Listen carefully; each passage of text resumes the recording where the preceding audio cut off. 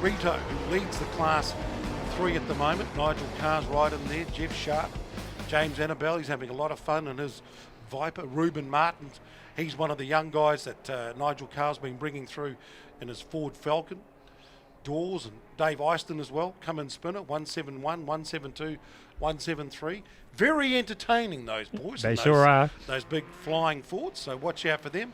Watch out for all the star cars like number 11, Wayne Bryant, Richard Granger in there, Declan Goffin, one of the newcomers to the series this year as well. Todd Prugine doing a bit of double duty out of the 86s and getting his little wee starlet back onto the track. So unfortunately, we won't be seeing young Jordan Wallace, who had a bit of a moment yesterday in the star car. Yeah, unfortunately, the car caught fire and stuff, and I saw Jordan this morning, and she's okay. She had the proper safety gear on and stuff. She got a little bit of a burn on her hand and stuff. But, hey, you can replace the car, Clint. You can't replace yourself. So it's good to see the clothing did its job and protected her enough so she could get out safely. So GT3 and Torito leads that class. Anton Bryant, number 18, current leader of the GT4 class, but I don't think he's here. Is he there this weekend? No, I don't think he is. I think he's missing there. We're missing a few people. Oh, yeah, he is. He's down here in 19th. See if he makes the starting grid. Going to be, 24 cars lining up?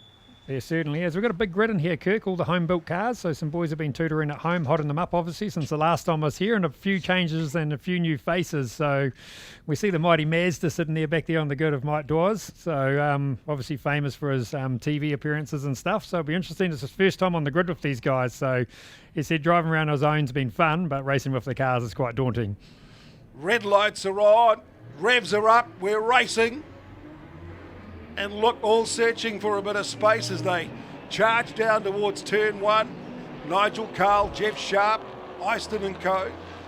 The old, the Vauxhall Fiorenza.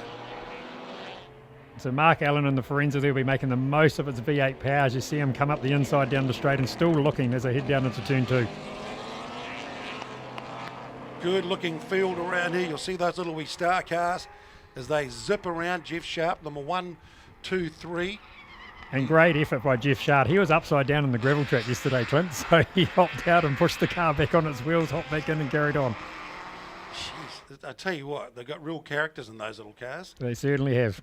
So some of them had a couple of oil leak problems, which led, unfortunately, to the fire for young 17-year-old Jordan Wallace. So no doubt they've been checking the oil lines. Yeah, we've actually, the star cars have lost 4 of them this weekend, I think, in total, which is highly unusual for those guys because we normally see a swarm of them under brakes here and stuff. So we're probably back to a bit more of what the common cars raced in the class are. So we're seeing a lot of variance in straight line speed, and obviously the classic rotary versus V8 battle as we see on the thing here as the mighty V8 pulls away from the Mazda down the straight, but I'm pretty sure he'll make it up down the end here under brakes. And the big flying Vauxhall having a look down the inside. Can he send it? And it gets a bit of the squeeze down there, very close to the old Falcon. And Nigel Carl should be pretty happy at the moment, Clint, with all his cars in the top 4 or 5. Yeah, and they've been very entertaining for the limited amount of racing that they've done and developing the likes of Eyston and also Ruben Martin and one of the mechanics and technicians. Oh, Sharpie had a look, decided to back it up. There's 172, Dave Eyston makes a move on him. And we'll see the little star car come flying down here under brakes. Will he do the outside-inside move on the exit of the hairpin as the Falcon locks up a little bit, and here he comes. But the V8 power will take over as we get about halfway down the straight. Actually, that's Ruben Martin, I think, isn't it? In the Falcon? Yeah, number 172. Just double checking on our timing. Yeah, our timing's got stuck there, I think. We might need to Control-Alt-Delete it, eh? For some reason, it's all just stopped. So Mark Allen here's making huge inroads because he started about 7th or 8th on the grid there, Clint. So he's climbed his way up into the top 4 now. So clearly he's found something from qualifying to this, or he's had a little bit of a rest and he's ready to go.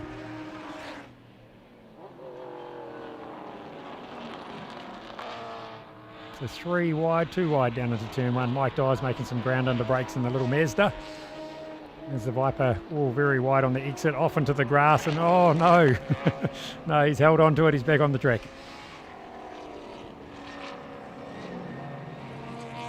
There is 173, and that's Dave Eyston. So at the moment it's Nigel Carl in front, that's Ruben Martin, he's the young technician that they've been developing. He knows how to get it sideways on the old, the big Falcon, but he's doing a good job at the moment, moving up into second spot, but for how long? Oh, he gets, he gets turned down on there a little bit, Clint.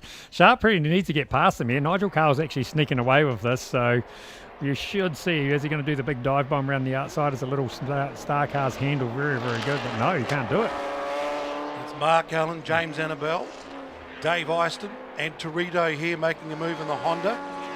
Just decides to back it up instead of going right behind the old Viper. So there's the David and Goliath battle of Trade Zone GT3.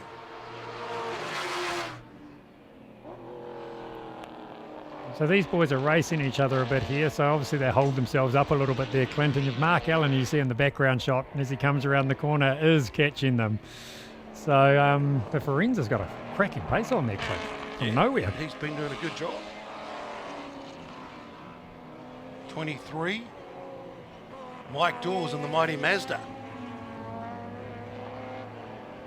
And Torito here, he's sneaking up the field there too, Clint, and the little Honda is making some good inroads. And well, Black Falcon there, I don't know what's going on there. It looks like he's struggling for a little bit of backhand grip as the Viper almost tags him, heading up into the hairpin area here. As you see, the big crowd down here at the hairpin, keeping an eye on the GT3, GT4 field, sponsored by Trade Zone and your local Trade Zone shops.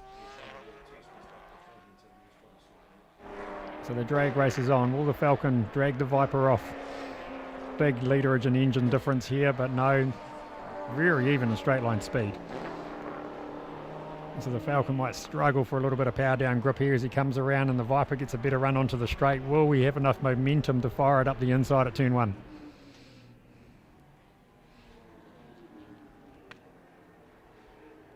So Wayne Bryant, number 11 there in the old Star Car, and Torito, Annabelle.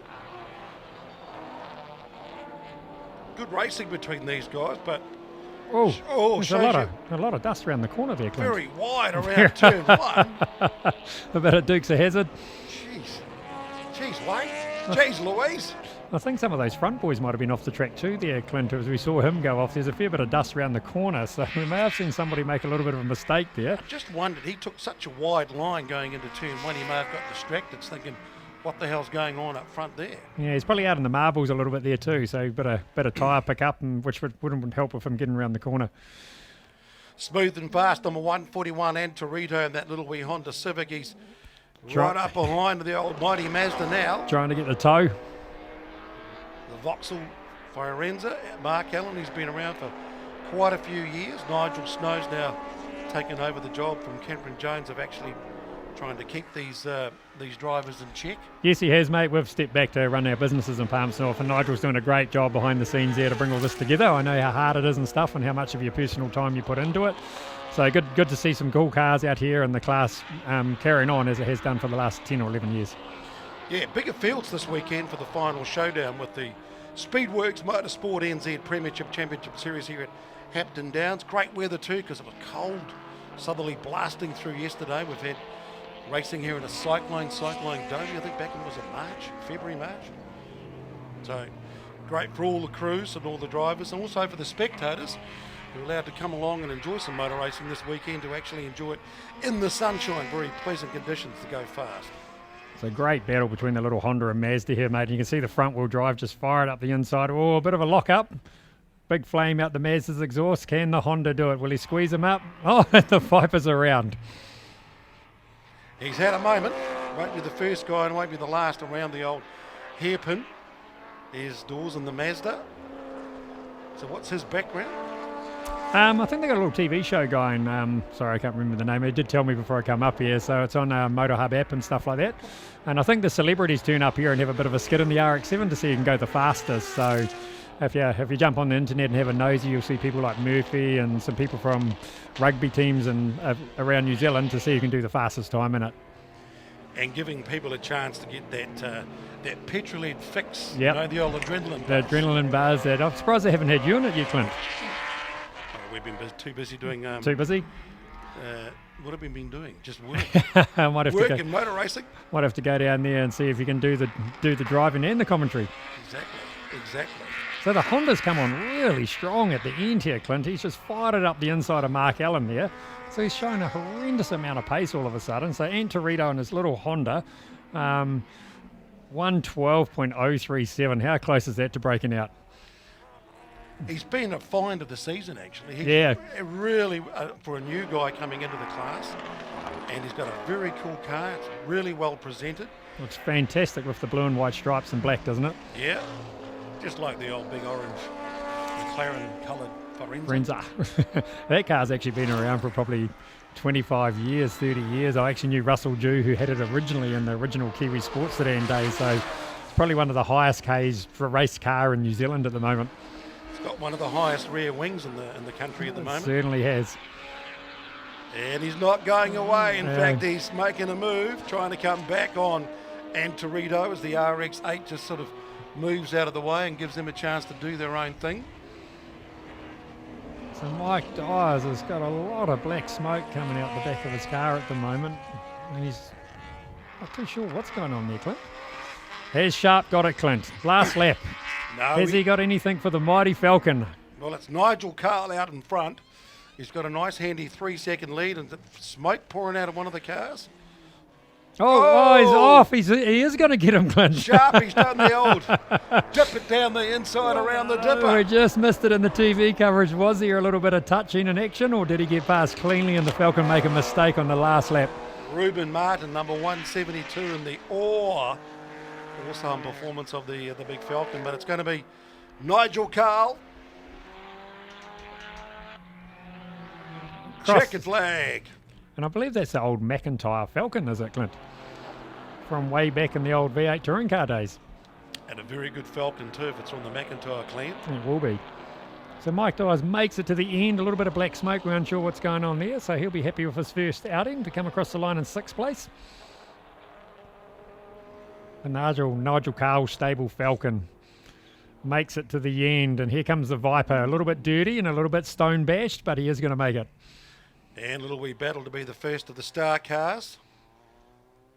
And we're used to seeing these guys racing amongst the big boys. Big boys hard, where we're missing a few of the fast boys this weekend. So a little bit of a change in racing for these other guys, not have to look out for these things, dive bombing them under brakes.